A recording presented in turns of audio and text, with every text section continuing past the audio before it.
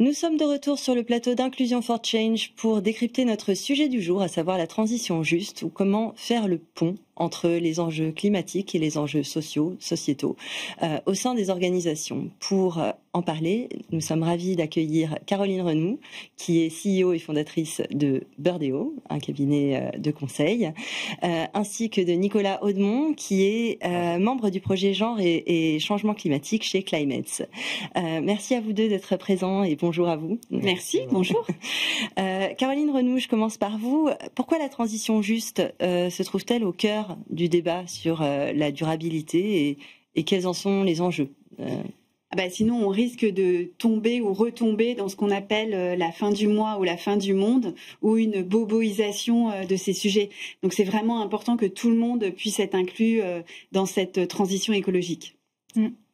Et moi, je voudrais savoir, parfois on a le sentiment on peut avoir le sentiment que la transition juste, elle ne va pas de soi, que c'est peut-être un idéal, ou même voire une contradiction. Est-ce que dans les projets que vous avez, peut-être d'abord Nicolas et puis après vous, Caroline, est-ce que vous pouvez nous parler, je sais qu'il y a un projet dont vient de parler Judith, qu'est-ce qu'il y a à l'intérieur? Qu'est-ce que ça veut dire concrètement cette transition juste? L'idée justement de ce projet Genre et Changement climatique au sein de l'association Climate, ça a été justement de repartir de certains fondamentaux qui étaient d'une part les justement enjeux climatiques d'atténuation et d'adaptation au changement climatique qui ont été énoncés depuis la COP21 et qui ont maintenant bien maturé. Mais en se rendant compte sur le terrain, grâce à notamment à l'une de nos fondatrices, qu'en fin de compte, en termes d'adaptation au changement climatique, là je vais en parler juste très rapidement, il y a des déclinaisons très concrètes qui vont affecter plus particulièrement certaines strates de la population, en particulier les femmes. Et donc, un exemple très concret, et peut-être qu'on pourra l'aborder après, mais c'est par exemple l'approvisionnement en eau potable qui est dans nos régions occidentales assez sécurisé, mais effectivement dans d'autres régions c'est un véritable enjeu, et dans certaines régions ce sont les femmes au pluriel qui ont justement cette charge, et cette dimension climatique va justement renforcer cette vulnérabilité. C'est ça que notre projet voulait justement essayer de sensibiliser les jeunes, mais aussi les moins jeunes. Est-ce que justement, vous pouvez nous parler concrètement de la manière dont ça se décline, ces programmes à l'intérieur des pays au sein desquels vous êtes présents? Différences ou... Effectivement, là, quand on parle d'adaptation au changement climatique, on pourrait y parler effectivement des heures, parce que chaque région du monde aura ses particularités en termes de modification de l'environnement, etc. Nous, on a un projet qui a vocation justement à rendre ça concret pour, en tout cas, les jeunes Français. Donc on va utiliser des exemples qui parlent effectivement aux Français métropolitains. On ne va pas parler des territoires d'outre-mer, etc. Mais effectivement, le but, c'est aussi de relayer aussi la parole de certains de nos partenaires, par exemple au Népal, etc., avec qui on est en contact et qui, eux, justement, ont une façon de traiter les enjeux de genre qui est un peu différente, parce qu'il y a des éléments aussi de sécurisation, de violence liées au genre qui sont un peu différentes. Ça ne veut pas dire qu'ici, on a réglé tous ces problèmes-là, mais les dimensions sont regardées d'une autre focale. Et nous, le but, c'est vraiment de pouvoir vulgariser en fin de compte ce qui est fait sur le terrain, mais surtout des travaux de recherche qui sont peu réalisés en France, malheureusement. Comment est-ce que la transition juste, qui est défendue par la COP, par l'OIT, par l'ONU, peut inspirer les stratégies RSE et diversité et inclusion au sein des entreprises ? Alors, je pense que ça peut se faire dans les deux sens, parce que je crois aussi que les gouvernements peuvent s'inspirer aussi beaucoup de ce qui se fait dans les entreprises. Et d'ailleurs, c'est assez amusant parce que dans la diversité qu'on a le droit de mesurer en entreprise, il y a l'âge et il y a est-ce que ce sont des hommes, est-ce que ce sont des femmes. Moi, ce que j'ai constaté, puisqu'on a un cabinet de recrutement et on place des freelances et des gens en CDI, uniquement sur des sujets de transition écologique et sociétale.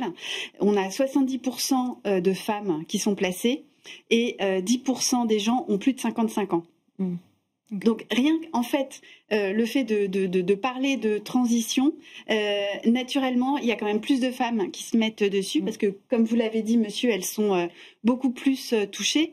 Et en France aussi, parce que leur salaire est plus faible, parce que souvent elles sont plus souvent seules avec des enfants, donc l'accès au logement est plus difficile, la nourriture est plus chère, un logement qui est mal configuré, on paye plus cher aussi son énergie.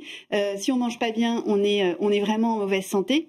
Et c'est là-dessus, pour revenir à votre question, que les entreprises peuvent agir, c'est proposer des services qui permettent aux gens de mieux se loger et de pouvoir manger d'une façon saine de pouvoir manger d'une façon saine avec des produits locaux. Nicolas Audemont, je vous pose plus ou moins la même question à laquelle j'ajoute quand même la question de pourquoi est-ce que c'est si compliqué à mettre en place en fait. Justement, la conjonction de différents, ce qu'on appelle nous dans notre association cercle de domination, c'est aussi des termes qu'on a repris et qu'on s'est inspiré d'autres sociologues et activistes, surtout sur les thématiques d'inclusion et de racisme, etc., de colonialisme. Justement, nous, ce qu'on montre dans notre outil qu'on a essayé de développer, qui s'appelle la fresque de l'écoféminisme, c'est de montrer justement qu'en fait, ce problème de changement climatique, cet enjeu est à la base de différents cercles qui sont, si ce n'est millénaires, en tout cas pour le patriarcat, pour le colonialisme, en tout cas centenaire. Et donc, en fait, pourquoi c'est plus compliqué ? Parce qu'on est sur des enracinements temporels qui sont sur le temps long, sur lesquels, en fin de compte, on est vraiment sur une culture qui, en fin de compte, est limite, fait partie de notre nature parce qu'on a été élevé avec ce genre d'enjeux, en fin de compte. Ce qu'on essaye de montrer, du coup, c'est que là, il ne s'agit pas d'avoir des projets opérationnels qu'on peut sortir d'un chapeau qui puissent résoudre certaines situations, mais d'aller questionner justement au global les organisations, les institutions, dans la façon dont ils font justement les politiques publiques. En ce qui nous concerne, on est plus sur ce volet-là, et en l'occurrence, comment fonctionne leur administration. Il y a quoi dans cette fresque, juste pour nous donner un peu une idée, les thématiques qui sont abordées, ou même d'ailleurs les réactions des gens? Alors le public, c'est plutôt des jeunes et des moins jeunes, justement. À l'origine, Climate, on était plutôt sur des sensibilisations destinées aux moins jeunes pour leur faire comprendre les négociations internationales. Avec la fresque de l'écoféminisme, justement, on a décidé d'aller chercher un peu plus loin, notamment parce que c'est des sujets qui sont... Effectivement, l'écoféminisme, c'est un sujet assez niche, mais on essaie justement d'aller voir tout public. On a essayé de l'amener chez des collégiens, par exemple, donc il y a un public assez particulier où il faut justement avoir beaucoup de pédagogie pour leur expliquer quelles sont les implications, par exemple, du néocolonialisme ou de la maternité, justement, dans la vulnérabilité climatique et sur lesquelles, eux, ça leur parle pas vraiment. Et globalement, nous, des thématiques très concrètes de cette fresque-là, c'est vraiment de montrer en quoi donc les 4 cercles de domination que nous, on a nommé capitalisme, colonialisme, patriarcat et domination du vivant, en fin de compte, se répondent dans un certain nombre de fiches thématiques concrètes. Exemple, travail domestique, maternité, ça je l'ai évoqué, mais également les transports. L'idée, c'est de montrer aux participants, en fin de compte, que même en France métropolitaine, il y a justement des vulnérabilités qui sont exacerbées par les enjeux sociaux et les assignations de genre et de racisation. Je fais le lien avec ce qui vient d'être dit, avec toutes ces notions qui sont des notions beaucoup utilisées dans le militantisme. Exact. Comment on peut faire pour faire cette transition, ou pas de transition, en tout cas, ce pont, cette déclinaison, comment on peut intégrer ça, parce que moi, il me semblait qu'il y avait quand même pas mal de notions de leadership, et là, vous avez peut-être parlé de culture. Donc, comment on fait le lien entre ce qui se passe dans la société civile qu'on peut amener dans l'entreprise? Alors, il y a plusieurs façons, mais c'est vrai, souvent, ce qui va commencer à inspirer le dirigeant d'une entreprise, c'est voir l'intérêt économique de ce que ça peut apporter. Voilà. Et il y a des études qui sont faites par des grands cabinets de conseil internationaux comme McKinsey, le BCG, qui démontrent qu'une entreprise, si elle est inclusive dans son management, dans ses critères de recrutement, elle performe mieux. Ça fait partie des arguments qui donnent en tout cas des idées aux dirigeants. Et puis après, c'est de l'accompagnement et de la conduite du changement. Déjà, c'est se dire que ça va pas se faire du jour au lendemain et que le yaka faucon ne suffit pas. Par exemple, les fresques, c'est des outils mais qui sont formidables et en entreprise, elles sont beaucoup déroulées. Donc c'est une première sensibilisation, mais il faut qu'il y ait des actions derrière pour que ça puisse perdurer et puis que ce soit mesuré.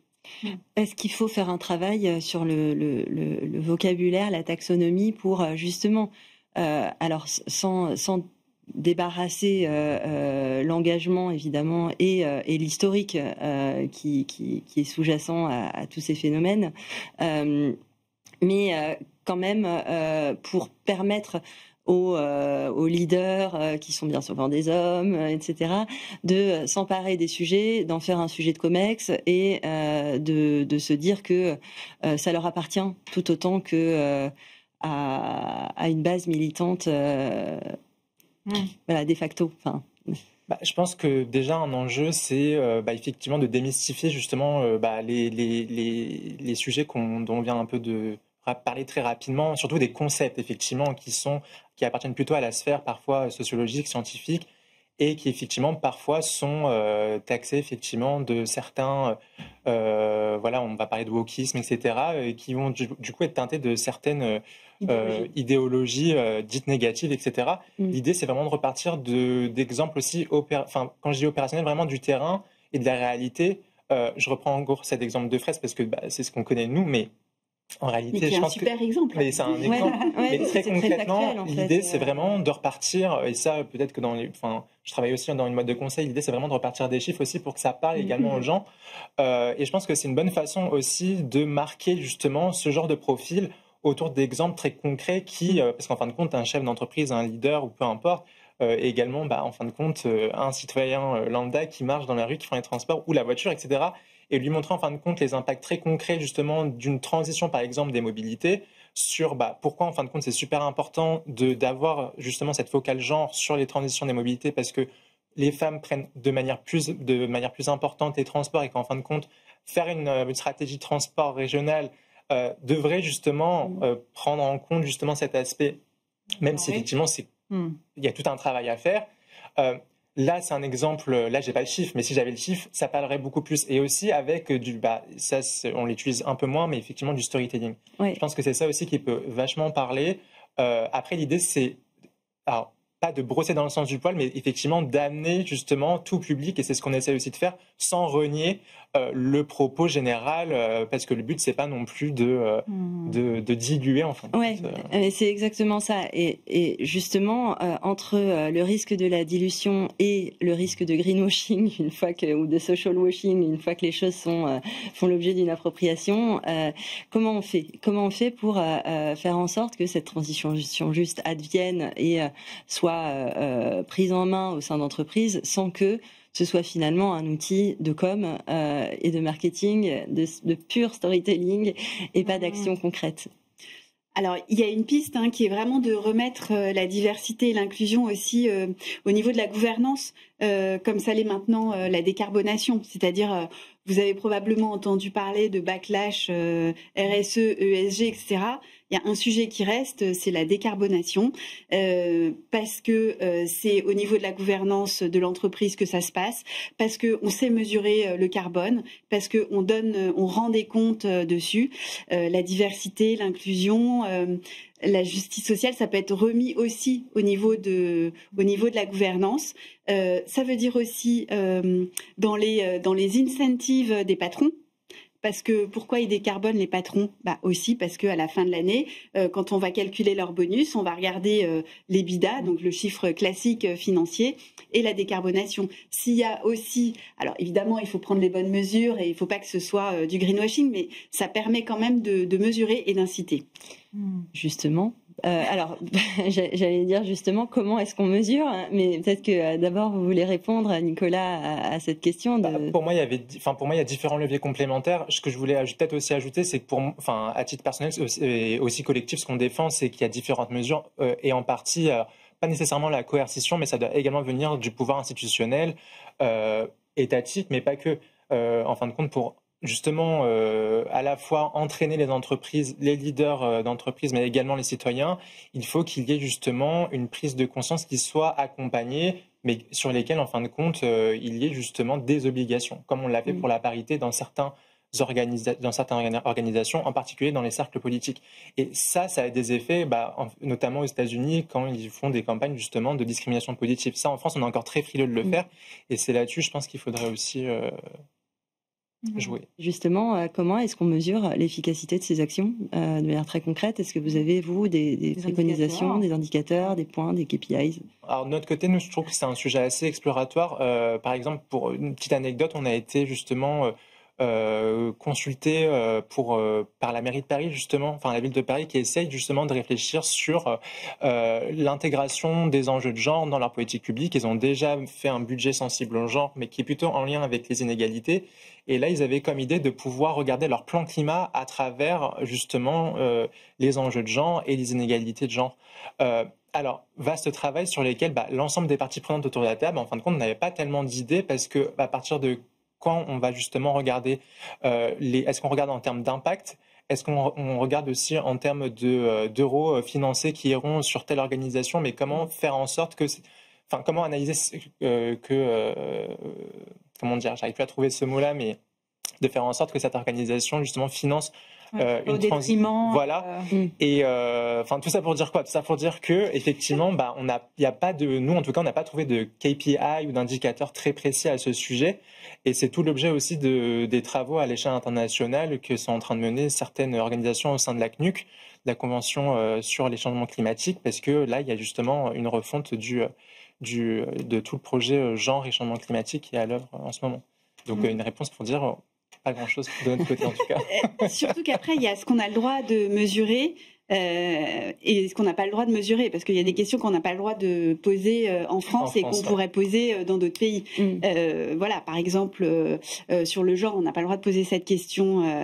On n'a pas le droit de poser ces questions en France, sur l'origine aussi. Il y a des moyens de contournement. Il y a des moyens de mesurer. Parce que là, on parle de plus l'efficacité. L'idée, c'est pas forcément de mesurer qui est quoi, c'est plutôt de mesurer. Je comprends, mais quand on est en entreprise, qu'il y a des reportings à faire, il y a quand même des choses.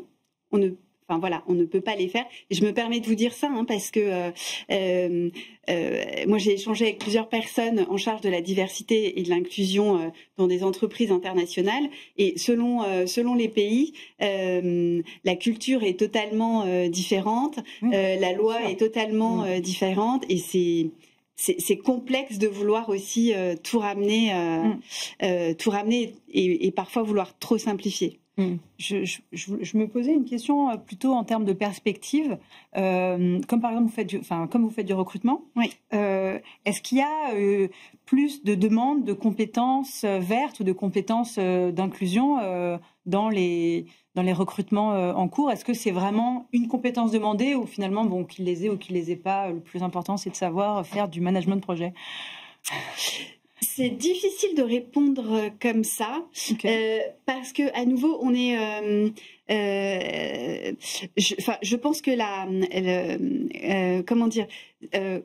En général, quelqu'un qui cherche à recruter, ne va pas dire je ne veux pas un vieux, je ne veux pas une femme. Il ne s'en rend même pas compte en fait. Il aura tendance à recruter quelqu'un qui lui ressemble, ou alors quelqu'un qui ressemble à la fonction que cette personne. Enfin, s'il connaît quelqu'un qui a eu cette fonction avant et qui lui plaisait, il va avoir tendance à recruter la même chose. C'est aussi pour ça que on se retrouve avec des dirigeants qui ont tous les mêmes diplômes, etc. C'est qu'on a tendance à recruter spécifiquement comme ça. Après, quand on entend que il faut qu'il y ait plus de femmes et il n'y a pas suffisamment de candidates adéquates pour des postes de dirigeants du CAC 40. Bon, là, on sait que c'est n'importe quoi. Donc, il y a des initiatives comme celle de Marlène Schiappa. En fait, elle, avec un groupe, elle détecte des femmes qui potentiellement pourraient être dirigeantes de boîtes du CAC 40. Ça fait partie des choses, qui aide. Après, moi, il y a aussi une initiative que je trouve intéressante, parce que on parlait des cabinets, des grands cabinets de conseil. Souvent, les grands cabinets de conseil, ils vont recruter à peu près des clones qui ont tous les mêmes diplômes, etc. Et il y en a quand même certains qui font des expérimentations en recrutant des gens qui viennent plus de la diversité. Alors, ils vont pas dire de la diversité, mais du coup, ils vont plutôt aller chercher des gens qui auront fait une université à Saint-Denis, par exemple. Ce qu'ils ont constaté, c'est que ces collaborateurs mettent un peu plus de temps à s'intégrer. Donc, l'apprentissage est un peu plus long. Ils ont moins les codes culturels, par exemple. En revanche, ils vont rester plus longtemps. Et ça, pour un cabinet de conseil, quelqu'un qui reste plus longtemps, ça fait partie de sa performance, entre guillemets. Je pense que malheureusement on a explosé notre J'avais une dernière question. Notre émission s'achève. Je vous remercie mille fois tous les deux pour ces échanges nourris. Merci Caroline Renoux et Nicolas Audemont. Merci Maya. Merci donc de nous avoir rejointes sur ce plateau. Inclusion for Change revient le mois prochain pour parler des seniors en entreprise, un grand sujet très important. Et entre-temps, vous pouvez voir ou revoir l'ensemble de nos émissions sur le site internet Bismart. À très bientôt.